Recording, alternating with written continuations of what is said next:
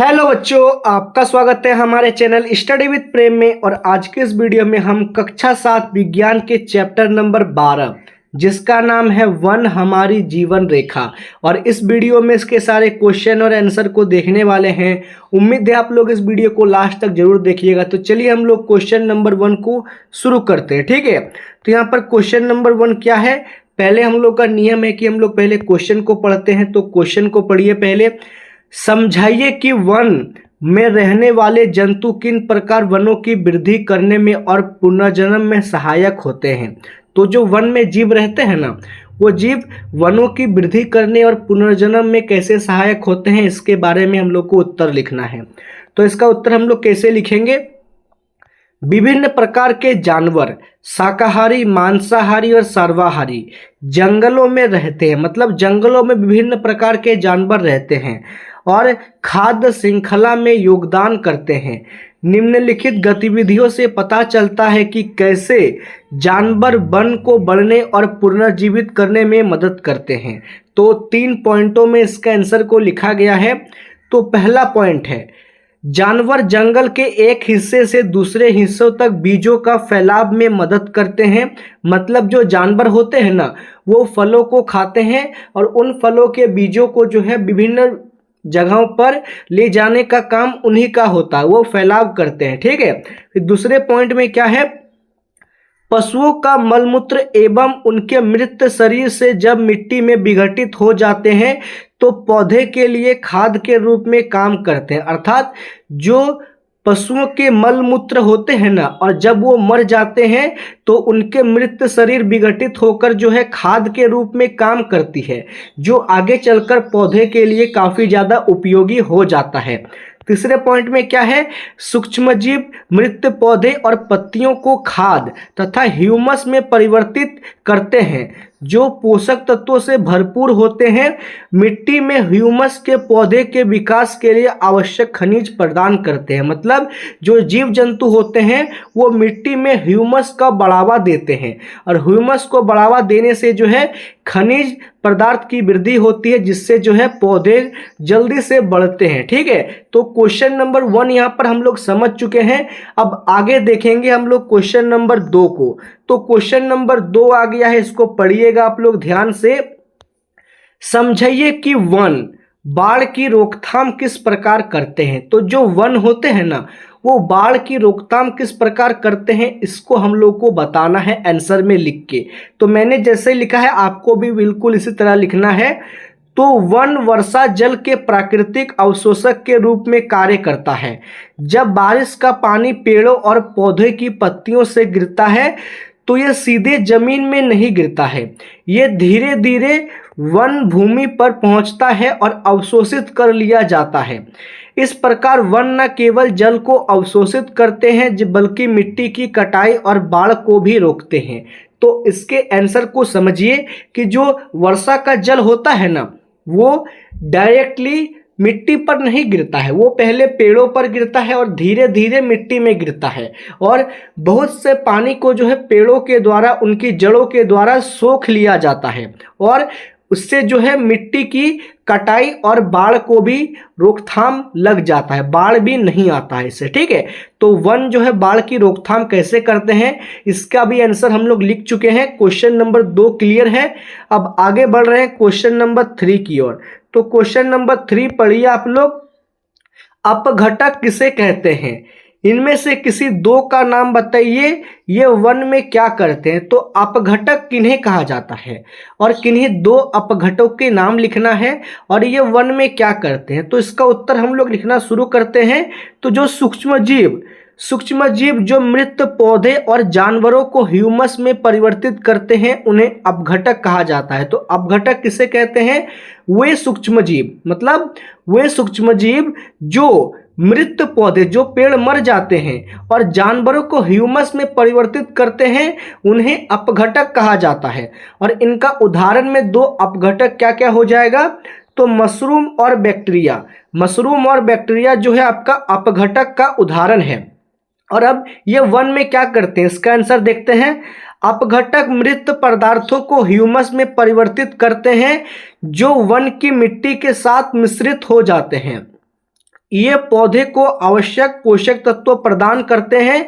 इस प्रकार अपघटक मिट्टी के आवश्यक पोषक तत्वों के संतुलन को बनाए रखता है। तो क्या आप लोग समझ चुके हैं अपघटक क्या होता है, दो अपघटकों के नाम और वन में क्या करते हैं, इसका आंसर हम लोग देख चुके हैं। तो क्वेश्चन नंबर 3 हो गया। अब आगे बढ़े क्वेश्चन नंबर 4 की ओर। क्वेश्चन नंबर 4 का पहले क्वेश्चन पढ़िए आप लोग। वायुमंडल में ऑक्सीजन और कार्बन डाइऑक्साइड के बीच के संतुलन को बनाए रखने में वनों की भूमिका को समझिए। सबसे इंपॉर्टेंट क्वेश्चन है कि जो वायुमंडल में ऑक्सीजन और कार्बन डाइऑक्साइड की संतुलन को वन कैसे बनाए रखते हैं। ठीक है, तो इसका उत्तर हम लोग लिखते हैं वायुमंडल में ऑक्सीजन और कार्बन डाइऑक्साइड के बीच के संतुलन को बनाए रखने में वन महत्वपूर्ण भूमिका निभाते हैं। मतलब जो वायुमंडल में ऑक्सीजन और कार्बन का संतुलन होता है ना, उसको बनाए रखने के लिए वनों का सबसे बड़ा योगदान होता है। वन एक आत्मनिर्भर प्रणाली में की तरह काम करते हैं। जंगल में जो कुछ भी उत्पन्न होता है उसका उपयोग जंगल के विभिन्न घटकों के द्वारा किया जाता है। मतलब जंगल में जो भी चीज होते हैं उनका कोई ना कोई उपयोग होता है और उनका उपयोग जंगल के विभिन्न घटकों के द्वारा किया जाता है। श्वसन के दौरान पशु और पेड़ पौधे ऑक्सीजन लेते हैं। मतलब श्वसन के दौरान जो है पशु और जंतु ऑक्सीजन लेते हैं और कार्बन डाइऑक्साइड छोड़ते हैं। मतलब ऑक्सीजन लेना और कार्बन डाइऑक्साइड छोड़ना किसका काम है, तो जंतु का। पेड़ पौधे कार्बन डाइऑक्साइड को प्रकाश संश्लेषण की प्रक्रिया के माध्यम से ऑक्सीजन में बदल देते हैं।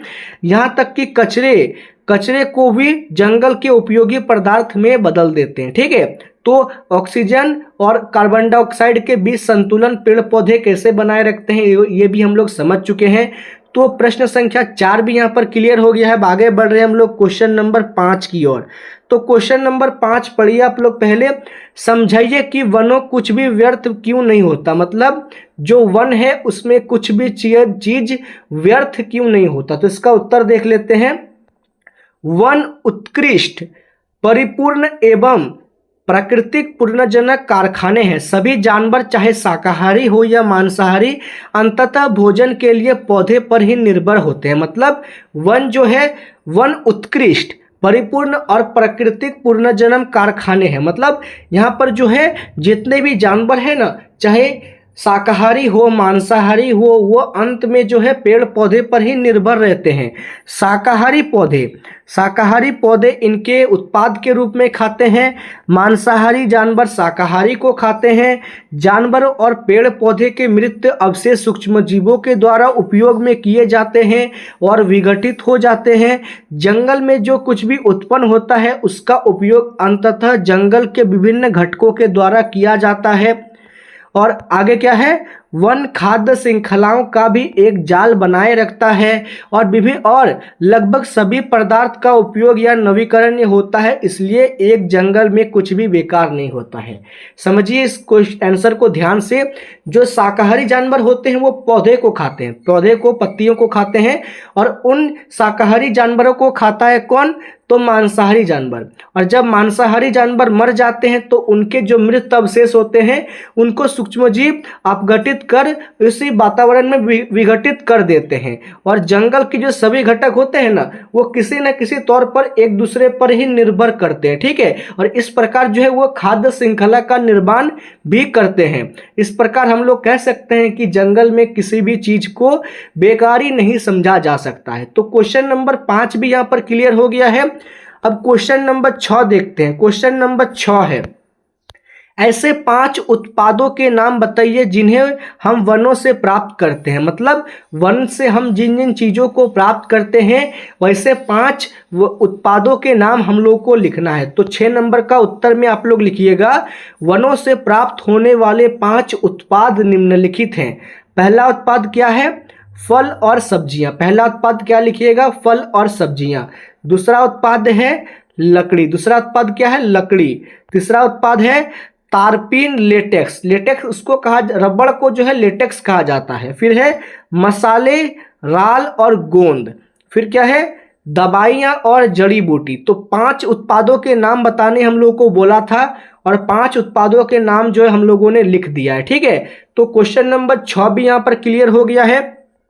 अब क्वेश्चन नंबर 7 है, रिक्त स्थानों की पूर्ति कीजिए। तो यहाँ पर कुछ खाली स्थान दिया हुआ रहेगा जिसे आपको सही शब्दों के साथ भरना है। तो पहला क्या है, पहले कौन नंबर को पढ़िए आप लोग। कीट, तितलियां, मधुमक्खियां और पक्षी पुष्पीय पौधे की डैश में सहायता करते हैं। तो ये पुष्प पौधे के किस चीज में सहायता करते हैं, तो परागण। यहाँ पर जो ये सारे लाइन बाय लाइन प्रश्न है, ठीक है, और जो नीचे में लिखा हुआ है ना उत्तर सेवन, ये सारे आपके आंसर हैं। इन क्वेश्चनों को पढ़िएगा और यहाँ पर आपका जो आंसर लिखा हुआ है उसको टिक लगाना है। कौन नंबर क्लियर है, परागण हो गया। फिर ख नंबर क्या है, वन परिशुद्ध करते हैं डैश और डैश को। तो वन किस चीज को परिशुद्ध करता है, तो हवा और पानी को वन परिशुद्ध करता है। गौ नंबर क्या है, शाक वन में डैश परत बनाते हैं। तो शाक वन में कैसा परत बनाते हैं, तो निचला परत बनाते हैं। फिर घ नंबर में क्या है, वन के छायायाम पत्तियों और जंतुओं की लीद डैश को समृद्ध करती है। तो लीद जो है मिट्टी को समृद्ध करती है। तो कौन नंबर का आंसर लिखिएगा, परागण। गौ ख नंबर का आंसर होगा हवा और पानी, गौ नंबर का होगा निचली और घ नंबर का होगा मिट्टी। तो क्वेश्चन नंबर 7 भी यहाँ पर हम लोग का क्लियर हो चुका है। अब क्वेश्चन नंबर 8 है। क्वेश्चन नंबर 8 देख लीजिए एक बार। हमें अपने से दूर स्थित वनों से संबंधित परिस्थितियों और मुद्दे के विषय में चिंतित होने की आवश्यकता क्यों नहीं है। चिंतित होने की क्यों आवश्यकता है, ठीक है। जो वन हमसे दूर में स्थित हैं उनके परिस्थिति और मुद्दों के विषय में चिंता करना क्यों आवश्यक है। तो इसका उत्तर हम लोग लिखेंगे, वन हमारे महत्वपूर्ण संसाधन में से एक है। हमें निम्नलिखित कारणों से वनों से संबंधित मुद्दों के बारे में सावधान रहना चाहिए। मतलब वन जो है हमारे लिए सबसे महत्वपूर्ण संसाधन है। इनकी देखभाल करना, इनके विषय में मुद्दे में चर्चा करना हमारा कार्य है, ठीक है। पहला पॉइंट क्या है, क्या कार्य है, यदि जंगल नहीं हो तो अधिक बाढ़ और मिट्टी का कटाव होगा। यदि जंगल ना हो तो ज़्यादा बाढ़ आएगा और मिट्टी का कटाव होगा।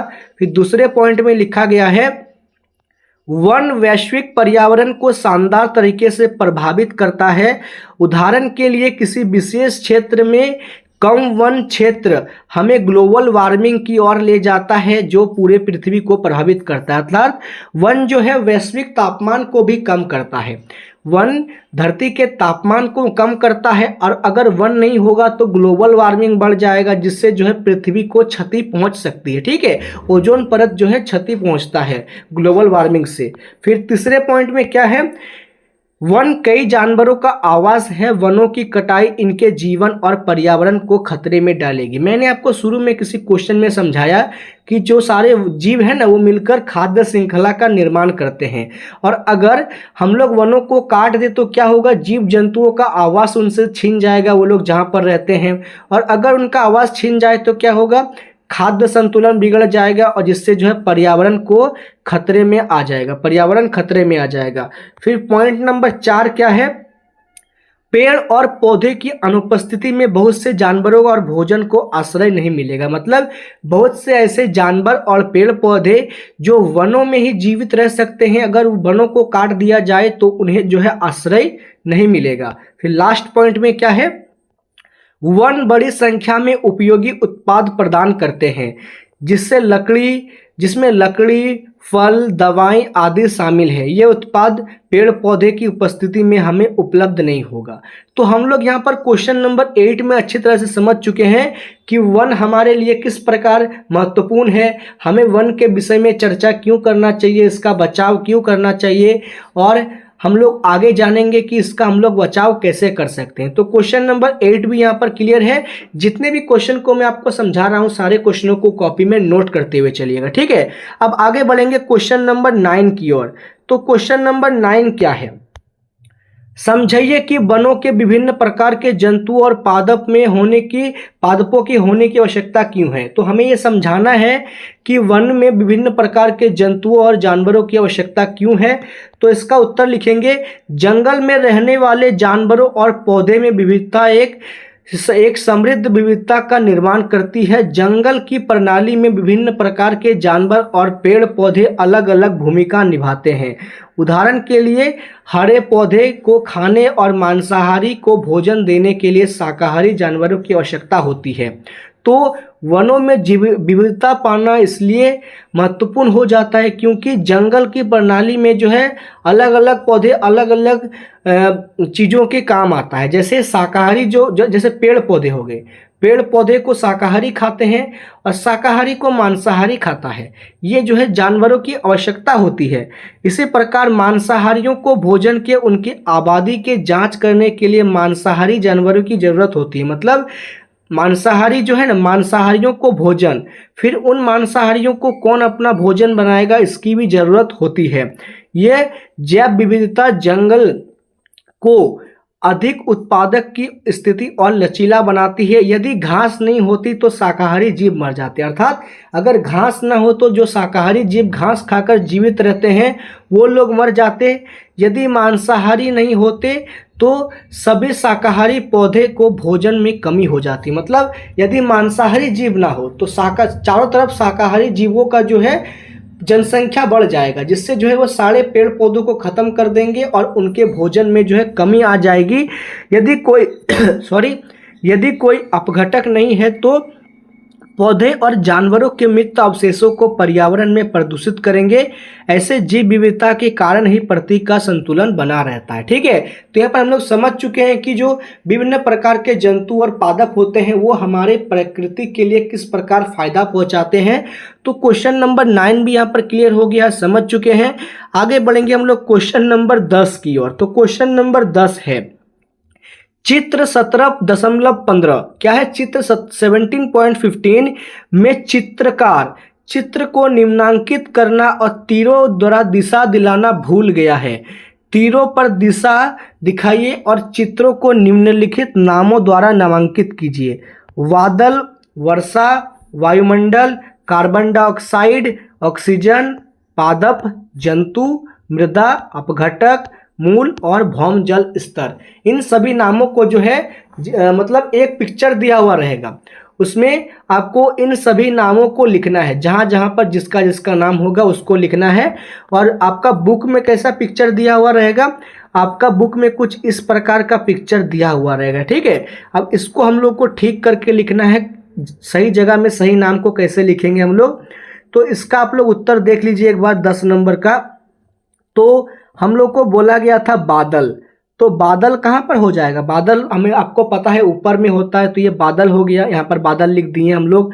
फिर है आपका वर्षा, तो फिर वर्षा जो ये बूंद बूंद गिर रहा है ये वर्षा है, तो यहाँ पर हम लोगों ने वर्षा भी लिख दिया है। फिर है कार्बन डाइऑक्साइड, तो कार्बन डाइऑक्साइड वातावरण में होता है तो वातावरण में उसका नाम लिख दिया है। फिर ऑक्सीजन भी वातावरण में होता है, ऑक्सीजन का भी नाम लिख दिया है। फिर है आपका पादप, तो पादप क्या होता है? पादप कहा जाता है पेड़ पौधों को, तो यहाँ पर पेड़ पौधे कौन है? तो ये पेड़ है, तो यहाँ पर नीचे हम लोग पादप भी लिख दिए हैं। फिर इसके बाद है आपका जंतु, जंतु जो है जिसमें जीवन होता है, जानवरों को जंतु कहा जाता है, तो ये जानवर है, यहाँ पर जंतु लिख दिए हैं। फिर मृदा, मृदा अर्थात मिट्टी, मिट्टी को भी यहाँ पर हम लोगों ने टिक लगा दिया है। मिट्टी कहाँ पर? ये मिट्टी हो गया आपका। मिट्टी के बाद है आपका अपघटक, तो फिर यहाँ पर जो है अपघटक कहाँ होते हैं? अपघटक पे भी हम लोगों ने टिक लगा दिया, जो मिट्टी के सतह में पाए जाते हैं। फिर है आपका मूल, मूल अर्थात पेड़ों की जड़ों को मूल कहा जाता है, तो यहाँ पर हम लोगों ने मूल को भी लिख दिया है। और भौम जल स्तर, तो नीचे जो जल का स्तर दिया हुआ है ना, इसे ही भौम जल स्तर कहा जाता है। तो सभी चीज़ों का जो जिस जिस चीज़ का नाम था हम लोगों ने लिख दिया है और क्वेश्चन नंबर 10 को अच्छी तरह से समझ चुके हैं। क्या आप लोग समझे? कमेंट में जरूर लिखिएगा। ठीक है, क्वेश्चन नंबर 11 है। 11 नंबर क्वेश्चन क्या है? एमसीक्यू टाइप का क्वेश्चन है। ठीक है, क्वेश्चन नंबर 11 पढ़िए और सही जो एमसीक्यू में होगा उसमें टिक लगाइए। 11 नंबर क्वेश्चन है निम्नलिखित में कौन सा वन उत्पाद नहीं है? तो यहाँ पर आपको बताना है कि कौन सा जो है वन उत्पाद नहीं है, वनों से प्राप्त हम लोग को नहीं होता है। तो केरोसिन, केरोसिन जो पॉइंट नंबर 4 में है वो वनों से प्राप्त नहीं होता है, क्योंकि केरोसिन जो है मिट्टी की तली से प्राप्त होता है। ठीक है, मिट्टी के अंदर से प्राप्त होता है, इसलिए यह वनों के द्वारा प्राप्त उत्पाद नहीं है। फिर 12 नंबर एमसीक्यू क्या है? 12 नंबर क्वेश्चन क्या है? निम्नलिखित में से कौन सा वक्तव्य सही नहीं है? तो कौन सा ऐसा वक्तव्य है जो सही नहीं है? तो वो वक्तव्य हो जाएगा आपका पॉइंट नंबर 2, वन में पादप और जंतु एक दूसरे पर निर्भर नहीं होते। ये जो सबसे गलत कथन है, कोई गलत कथन पूछेगा सबसे गलत कथन है ये, क्योंकि वन और पादप जो है, वन पादप और जंतु एक दूसरे पर निर्भर करते ही हैं। अगर ये निर्भर ना करे तो प्राकृतिक संतुलन ही बिगड़ जाएगा। ठीक है, तो 12 नंबर का सही आंसर क्या हो जाएगा? ऑप्शन नंबर बी, असत्य कथन का चयन करने बोला था हम लोग को, सही नहीं है, तो ये सही नहीं है। ठीक है, क्वेश्चन नंबर 13 है। अब आगे क्वेश्चन नंबर 13 पढ़िए। सूक्ष्म जीवों द्वारा मृत पादपों पर क्रिया करने से बनने वाले एक उत्पाद का नाम लिखिए। मतलब जो सूक्ष्म जीव होते हैं ना, वो मृत पादपों के साथ क्रिया करते हैं, उनको खाते हैं। ठीक है, और उनसे बनने वाला एक उत्पाद का नाम हम लोग को लिखना है। तो एक उत्पाद क्या हो जाएगा? तो ह्यूमस। क्या बनता है? तो ह्यूमस एक उत्पाद है, उसका नाम हम लोगों ने लिख दिया है। तो क्वेश्चन नंबर 13 भी यहाँ पर क्लियर हो चुका है। और इसी के साथ हमने जो है इस चैप्टर के सारे क्वेश्चन आंसर जो आपके एग्जाम के लिए इंपॉर्टेंट हैं उन सभी को देख लिया है। उम्मीद है आपको वीडियो पसंद आया होगा। अगर आपको वीडियो पसंद आए तो आप इस वीडियो को लाइक कीजिए, हमारे चैनल को सब्सक्राइब कीजिए, इस वीडियो को अपने दोस्तों के साथ शेयर करें। मिलते हैं आपके साथ किसी नेक्स्ट वीडियो में। जय हिंद, जय भारत।